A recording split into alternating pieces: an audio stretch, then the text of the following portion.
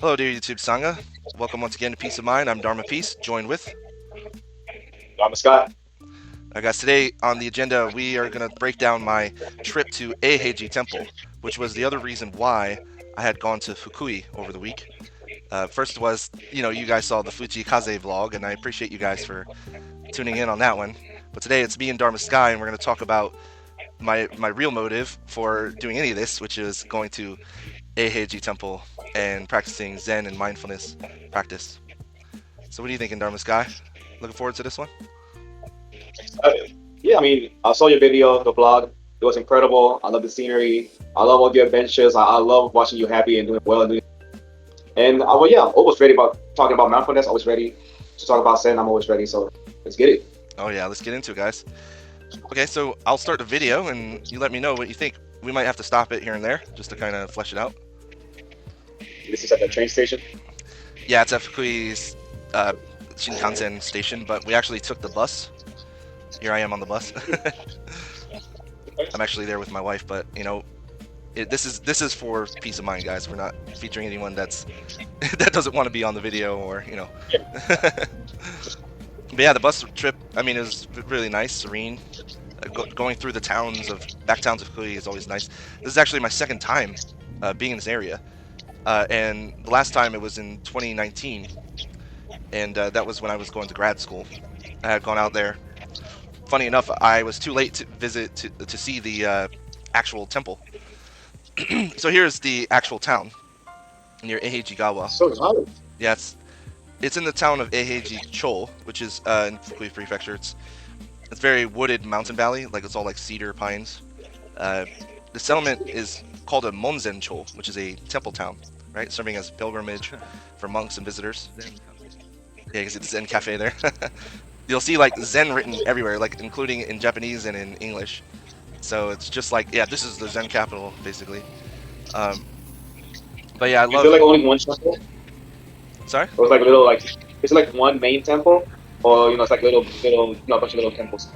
Well, Eiheiji was founded in 1244 as like Dogen, the founder of Soto Zen in Japan, his main temple, and from there it developed into a temple complex.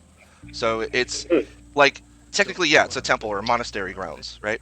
But it has various buildings and different functions, as you will see throughout. But yeah, right now we're just walking through the town, and which I thought would be nice to share. It's beautiful, it's very Hey, scenic. look at that! Oh my God! Here, I'm about to point out the inscription there on that pillar.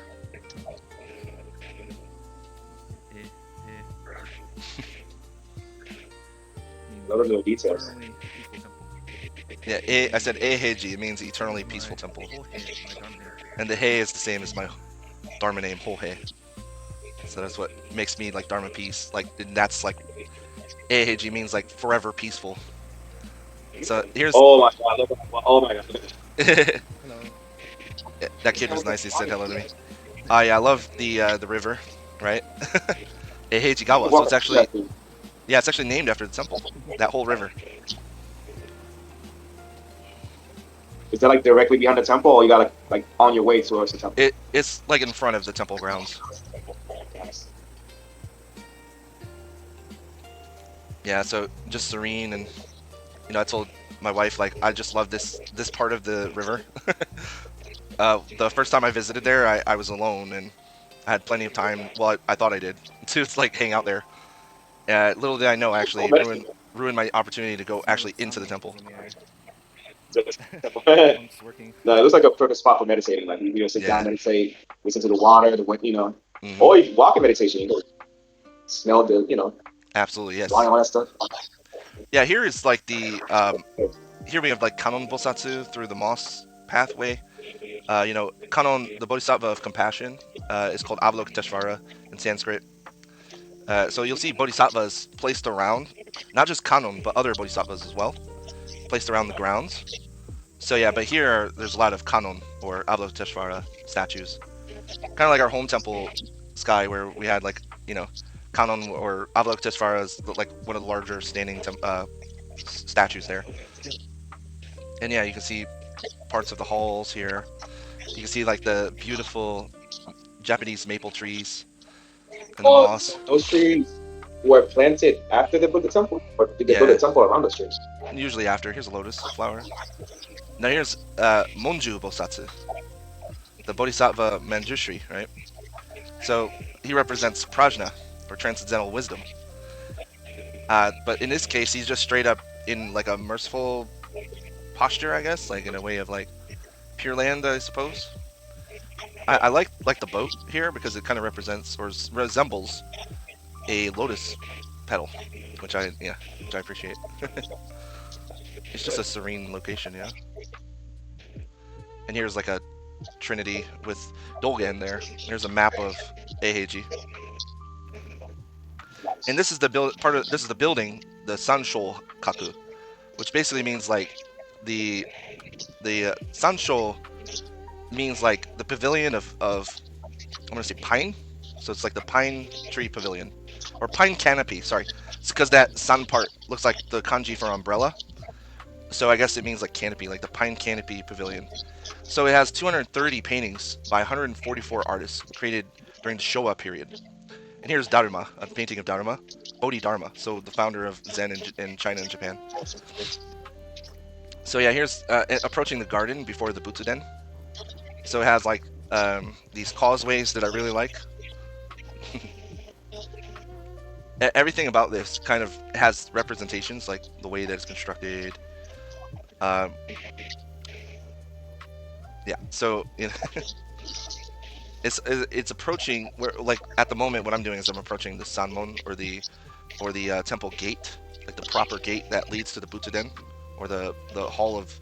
I'm saying all this like you know what I'm talking about. So the Oh, Butsuden is like the main hall of. So it is like the temple. You know, if it were to stand alone, it would function on its own finally as a temple. But the Butsuden houses like the main Buddha statues and altars, right? And the garden precedes that. So this is an actual like oh yeah, and here's the Sanmon. So that means like the gate, and it has like the four heavenly kings. Let me pause it here. So it has the four heavenly kings, right? Which yeah. means like they represent the four cardinal directions, and each of them specializes in some way. So Jikokuten represents the east, who's like the guardian of the realm. Uh, Zolcholten, which is the south one, he represents growth and increase. Kolmokuten, which is means broad-eyed, means that he can see far and wide. And Tamonten, which means he who hears much, he can hear far and wide. So they guard the four cardinal directions in like the mythical Mount Sumeru. So they're not just like statues for like they're not like statues of worship or anything. They represent like protecting the Dharma protectors. So another shot of the garden. You can't get any more zen than this, Oh, guys. look at that. So we're approaching here. This is the approach to the Soldol, which is the basically the path, or I'm sorry, the hall of the monks. So Sol means monk, and Dol means the Okay. hall. But again, we're still just in front of the garden. All right, so here's another look at the Butsuden. But yeah, like I'm saying, like approaching the Soldol. Do we know how many months this temple has? I I'm sure we probably could look it up, or they probably have a registry, but I honestly don't know at this point. So here's the Soldol looking on from the stairway. Usually monks just travel the stair path. Like visitors cannot go on that unless you are actually practicing monk, you know, like or you were an aspirant. So yeah, so here is like another garden hall path. You you can hear their chanting as you walk through. It's really cool. It's very ambient. So there's an unpan uh, that's used for like it's called a cloud board. It's like the flat metal plate that you strike.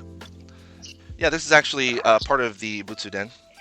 So this is like the altar of the Buddha. Actually, no, I'm wrong. Sorry, no, that's not. Sorry, no, that's not. So what is it? That comes later. This is part of another building. It's like a whole other altar on its own.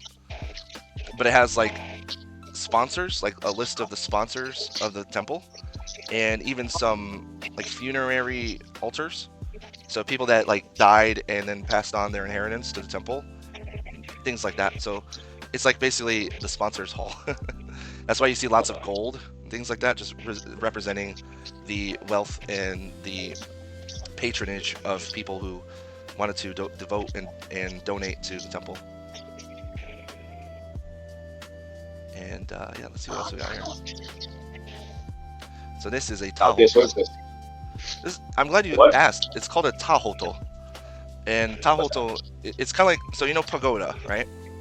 So a pagoda, in the sort of history and lineage of Buddhist architecture and monuments and monoliths and all that, it starts with the stupa, right? And a stupa was a burial ground, or or even treated as a reliquary. So basically, the the gosh, the word for burning ashes, cremated. So the cremated remains of monks or people connected with the temple were stored in places like this.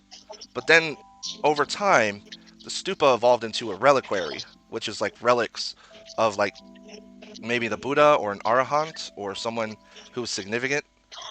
So it wound up being like some of their prized possessions. Well, I mean, like, monks don't really technically have possessions, but that's kind of like another part of this. An aspect of this is like, what are the things that they used? And then so it started to turn into like sutras or even statues and things like that. So over time, the stupa evolved into a pagoda, and a tahoto is kind of like the in between of the two, where it's between a stupa and a pagoda. It's like a blend of the two, or like a sort of like an evolutionary pathway. So if you think about it in So terms in of this like, temple right now, so what do we have in this relics? it's not publicly known. Like I don't know. Oh, I have no idea. So it could be sutras really.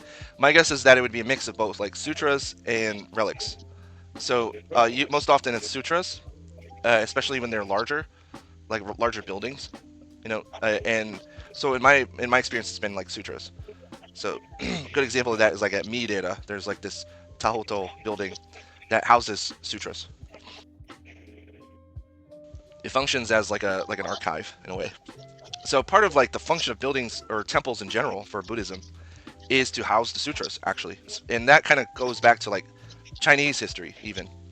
So like you think of like Shaolin or other temples like that, then you're going to be thinking about like keeping sutras safe or like sharing them with other people. All right, so yeah, that's a Naruto. Moving on. Oh, you might like this guy. It's a dragon spout. yeah. And That's cool. over Those here is like just those some, British right there. yeah, minor altars. So like these might be. Oh, yeah, and here we can see So look at this Eiheiji, this bell. this bell. Is the size of the one that my home temple has. So it's about this Temple. big as my hand. So yeah, that bell's the size of our And home then temple. there's one And this one's larger. size. So our home temple bell is the size of the one on the left. And now you can see that other bell is larger. Size comparison. And then there's one even And then there's one even Oh, larger hey. than that one. Yeah. amazing. So the temple, so the bell on the far left is about the size of the one that I would invite every Sunday in our home temple. And then as you go on, they're progressively larger. These Any three. reason for that? I don't know. I think that just the size of the bell is indicative of like the place where it's being used. Like other than that, I don't know. Yeah, more deep diving into history here.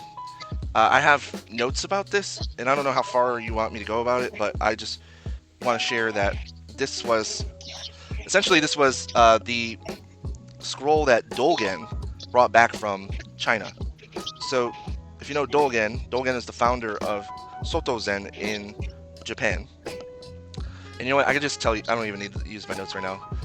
It's basically this scroll is what he decided to write. First thing he arrived back in Japan, because when he was in China, he studied in Xi'an. So this was around the 13th century, and in China he learned the practice of zazen, or more just like the more hardcore Zen, of just basically the just sit philosophy, or just being like removing all of the sort of like philosophical overthinking. And so this scroll is essentially a discourse on zazen, on just the practice of how to practice Zen in the way that Dogen had learned. So that's this scroll right here is very, very historically significant, and it's significant in the Buddhist world in general. And yeah, you'll see like here is a depiction of the Tenno, the emperor of the time. And this is actually that scroll was the life and biography of Dogen's personal friend who died over in China.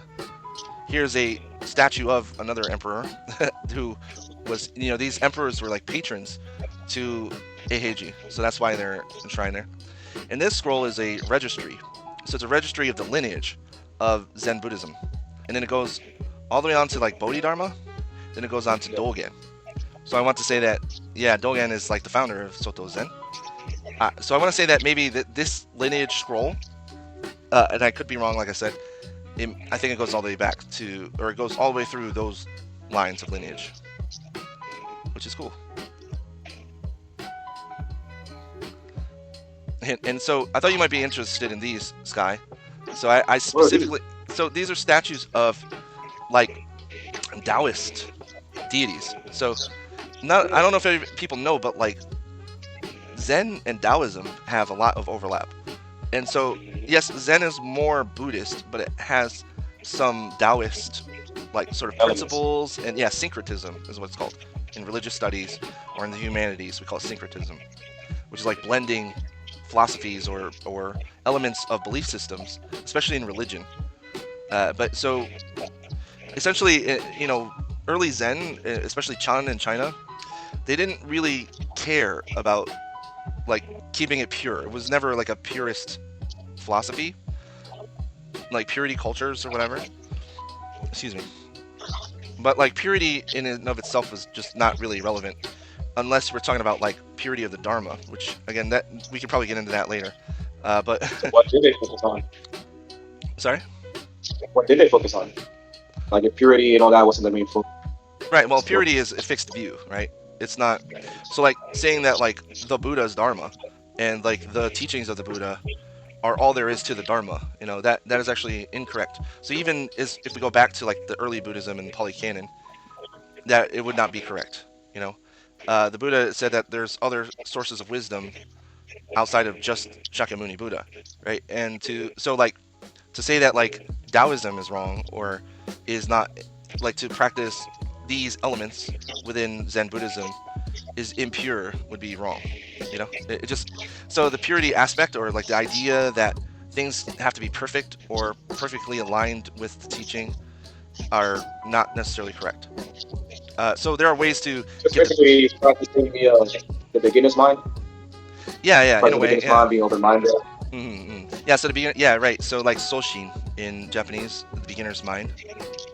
Yeah, I think that, yeah, it has those mind elements are found there. Like, and that's why we call it Zen, and why we call it like Zen state of mind, and why we fleshed it out before is because those elements are found throughout these teachings. But yeah, I thought, I just share this with you as a kind of little tidbit here where, oh, that's cool. They have some Taoist statues. But of course they wind up being part of, oh, here we are, and then we have Dharma, statue of Dharma, or Bodhidharma. Very lifelike. This is like a goddess statue, another like sort of Taoist statue. Now this is an interesting Buddha statue here, because so it's sculpted in wood. It's not really enshrined, and it's missing parts of the hands. I would say that's Amitabha Buddha, or the Amida Nyorai in Japanese. So it's the Buddha of the Pure Land. And yeah, it just looks very interesting to me. And then we'll have another like Bodhisattva statue of Kannon Bosatsu here, Avalokiteshvara, the Bodhisattva of compassion. Beautiful Zen garden for you there, Sky. Another shot of the Tahoto, so you can see it more clearly there. And now we're back to Manju. Manjushri Bodhisattva. Back to the garden. So I want to try to capture the serenity here. Just the beautiful, Zen garden pond. Wow, it's a calm. Yeah. Little splash in the back there. Oh, look at this. Yeah, this is an interesting part of the complex because it's kind of like not accessible, right? It's like there's like a small sign. It's a modest sign, but it's like no entry permitted, and it has symbols of the emperor, like the chrysanthemum crest on there. Yeah. So it made me wonder, maybe the emperor goes back there, or part of the imperial family. I don't know, but it's closed to the public, absolutely closed to the public.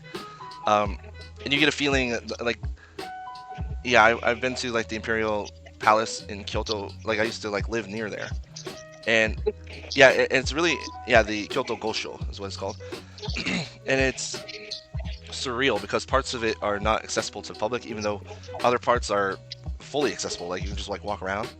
But like in these cases, it's interesting to me because like, yeah, you can't really go back there, and yeah, I think so. It's interesting as a connection to the actual state structure of Japan itself. Not only is it like, it's not just a Buddhist site, it's connected to Japan as a state, as a nation, as a in every way. So it's very interesting to me. Yeah. So I think the rest is just me like admiring the campus, the grounds of the temple, and like walking towards the park at the back. Yeah, there's Eiheiji again, and I head on my way to like the back part of the temple, which I don't really understand fully. Like I'm not like a Heiji historian, so I don't know. Um, but I do know that like there are bone shows back there. So the temple bell is fully in the back. And actually, on my way there, you can't see or hear, but like there's a large number of monks walking by, and so be polite, guys. Like if you visit Eiheiji, try not to like take photos or videos of the monastics because they're people, and also it's kind of like part of their practice. It's kind of like go to the Amish town and just break out all your technology and like try selling them digital cameras and stuff. you know, like they're not aesthetic in that way, but like they use technology just like everybody else. It's just that the main thing is just respect and just respecting the practice itself. The practice itself is modesty and engagement with nature and mindfulness. Now, outside of the temple grounds, is the whole community, the town, on this meditative state? Like, is everybody like calm? Is everything floating in stillness, or is it like a little opposite? Than the opposite, the temple. I think everybody in the town of Eihejicho, I think that they are taught to respect the temple. Like it's like this is our basically the way that kids are raised in Japan in general is like this is our area, this is our town, and so they have like a communal expectation that everybody knows, you know. So it's yeah, yeah. I love this. Yeah, so just yeah, walking meditation. I have my phone out, but I also took time to just do walking meditation with my wife and take it all in. So I just took video of the approach, but on our way back, I just didn't take any footage or anything. But yeah, I wanted to share this. Over there was like the old waterfall. I guess they're um, kind of like they have to like repair parts of the river up further up the mountain. Yeah, so you can see like these memorials that like just to be perfectly honest, I didn't have time to really read, mainly because I wanted to practice my mindful walking and walking meditation and spend time with my wife. you know, so I didn't like stick around to break down every single thing. Here we have a bodhisattva in front of this daimyo statue, and there's the Bonsho. It's actually smaller than you'd expect. Like sometimes you see like this great large bell, but this one is just kind of like modern, like medium size. There you go. In a moment, you'll see a scene of me inviting the bell, and I can explain. I made a short about how to invite the bell for a Bonsho. I was just gonna say that too. Yeah, and in this time, it's only 2 times at Eiheiji. So if you practice like Soto Zen, you only invite it twice. Always gasho, putting your hands together. And you'll notice this inviter is a tree.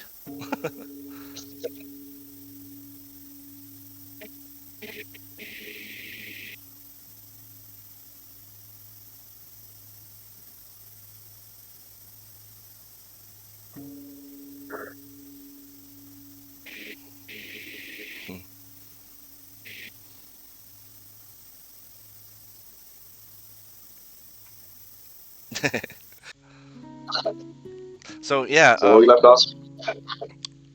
yeah, like, um, what was like the most standout thing for you? Was it just kind of like, did it just seem like a random place, or did it capture the Zen feeling to you? No, I don't think it's random. I love how that's why I asked about the whole community. If they respect the temple, and that's like a place like too touristy. Like there's like a person like house right. Everything's like loud and chaotic outside of the grounds. So it's nice that the whole community has a type of calmness about them. I enjoy watching the grounds. I enjoy seeing the mountains, the trees, the water. I enjoy watching the statues, art.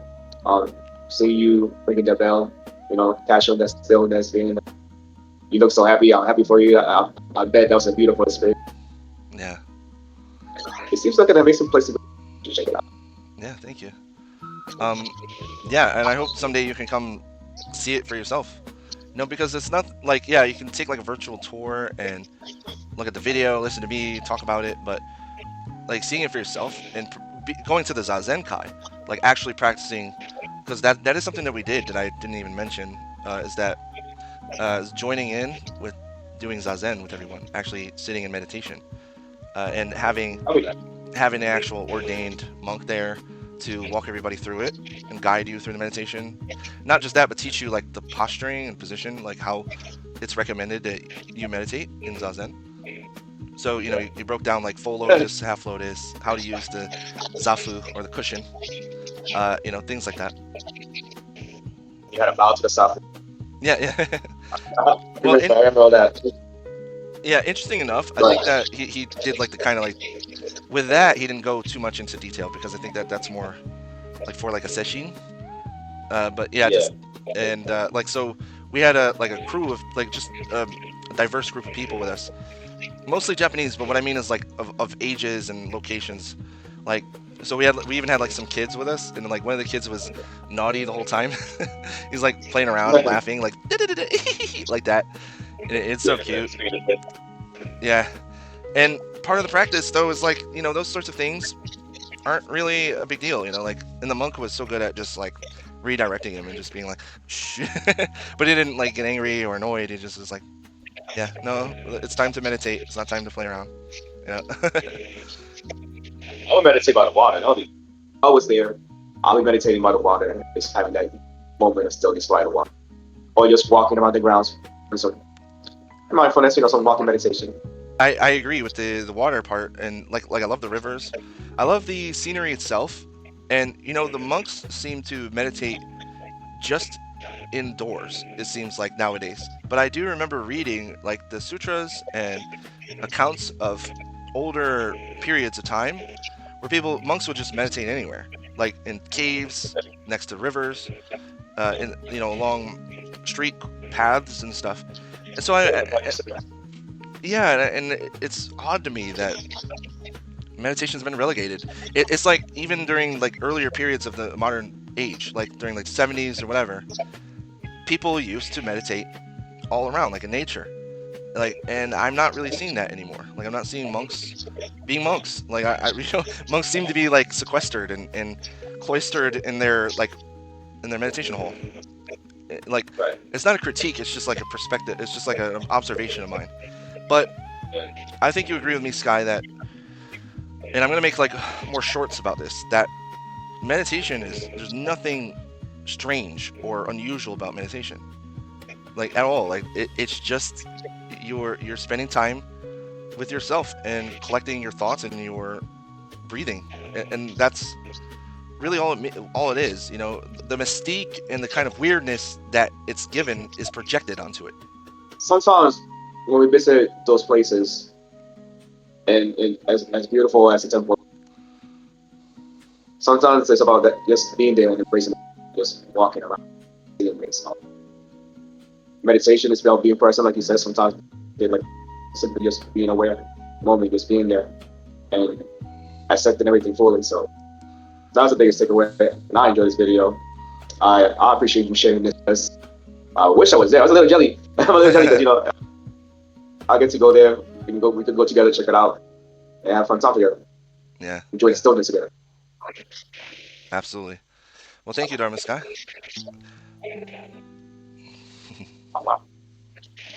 Well, guys, I hope you guys enjoyed this video. Any comment, just say it right there. Just tell us what you enjoyed. What's your favorite part? Anything else that you want to comment? That you saw in the temple, just let us know. As always, have a beautiful, peaceful, wonderful day. It's Dharma Sky with Dharma Peace. Guys, enjoy. Peace. Peace. All right.